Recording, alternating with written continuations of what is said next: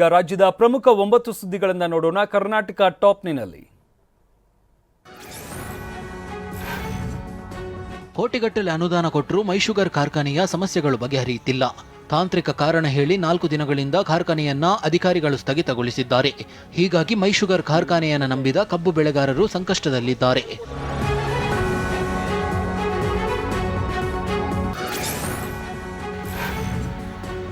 ಕೆರೆಕೋಡಿ ಒಡೆದು ರೈತರ ಜಮೀನುಗಳಿಗೆ ನೀರು ನುಗ್ಗಿದ ಘಟನೆ ಮಂಡ್ಯ ಜಿಲ್ಲೆ ಕೆಆರ್ಪೇಟೆ ತಾಲೂಕಿನ ಅಘಾಲಯದಲ್ಲಿ ನಡೆದಿದೆ. ರೈತರ 100 ಎಕರೆ ಜಮೀನುಗಳು ಸಂಪೂರ್ಣ ಜಲಾವೃತವಾಗಿವೆ.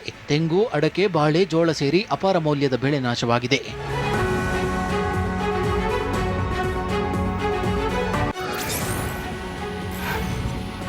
ತುಮಕೂರು ಜಿಲ್ಲೆಯಾದ್ಯಂತ ಸುರಿದ ಭಾರೀ ಮಳೆಯಿಂದ ಸಾಕಷ್ಟು ಅವಾಂತರ ಸೃಷ್ಟಿಯಾಗಿದೆ. ಚಿಕ್ಕನಾಯಕನಹಳ್ಳಿ ತಾಲೂಕಿನಲ್ಲಿ ನಂದಿಹಳ್ಳಿಯಿಂದ ಗೊಲ್ಲರಹಟ್ಟಿಗೆ ಸಂಪರ್ಕಿಸುವ ರಸ್ತೆಯ ಸೇತುವೆ ಕುಸಿದು ಬಿದ್ದಿದೆ. ಹಳ್ಳಕೊಳ್ಳಗಳು ನೀರು ತುಂಬಿ ಹರಿಯುತ್ತಿದೆ.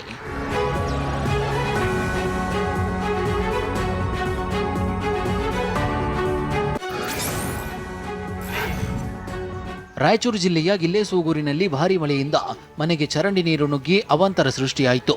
ವಾರ್ಡ್ ನಂಬರ್ 1ರಲ್ಲಿ ಸೂಕ್ತ ಚರಂಡಿ ವ್ಯವಸ್ಥೆ ಇಲ್ಲ ಎಂದು ಸ್ಥಳೀಯ ನಿವಾಸಿಗಳು ಅಧಿಕಾರಿಗಳ ವಿರುದ್ಧ ಆಕ್ರೋಶ ವ್ಯಕ್ತಪಡಿಸಿದರು.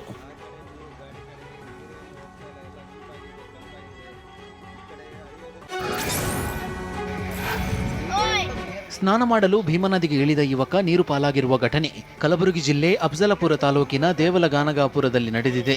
ಶ್ರವಣಕುಮಾರ ನದಿಯಲ್ಲಿ ಕೊಚ್ಚಿ ಹೋದ ಯುವಕನಾಗಿದ್ದು ಮೃತದೇಹಕ್ಕಾಗಿ ಅಗ್ನಿಶಾಮಕ ಸಿಬ್ಬಂದಿ ಶೋಧ ನಡೆಸುತ್ತಿದ್ದಾರೆ.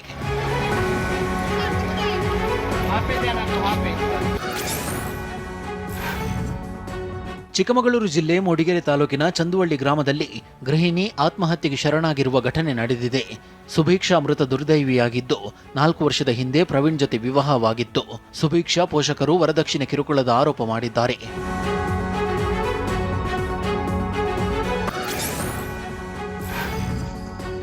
ಬೆಂಗಳೂರಿನ ಪ್ರಸಿದ್ಧ ಬಾಗಲಗುಂಟೆ ಮಾರಮ್ಮ ದೇವಾಲಯದಲ್ಲಿ ಬೀಗ ಒಡೆದು ಹುಂಡಿ ಹಣ ಕಳ್ಳತನ ಮಾಡಲಾಗಿದೆ.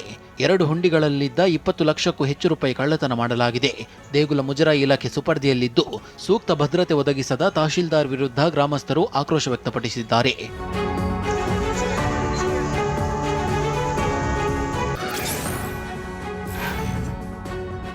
ವಿಜಯಪುರ ಜಿಲ್ಲೆಯಲ್ಲಿ ಚಿರತೆ ಹಾಗೂ ಮರಿಗಳು ಪ್ರತ್ಯಕ್ಷವಾಗಿವೆ. ತಾಯಿ ಚಿರತೆ ಹಾಗೂ ಚಿರತೆ ಮರಿಗಳ ಚಲನವಲನ ಜಮೀನೊಂದರಲ್ಲಿ ಹಾಕಿರೋ ಸಿಸಿ ಕ್ಯಾಮೆರಾದಲ್ಲಿ ಸೆರೆಯಾಗಿದೆ. ಅರಣ್ಯಾಧಿಕಾರಿಗಳು, ತಹಶೀಲ್ದಾರ್, ಪೊಲೀಸರು ಭೇಟಿ ನೀಡಿ ಪರಿಶೀಲನೆ ನಡೆಸಿದ್ದಾರೆ.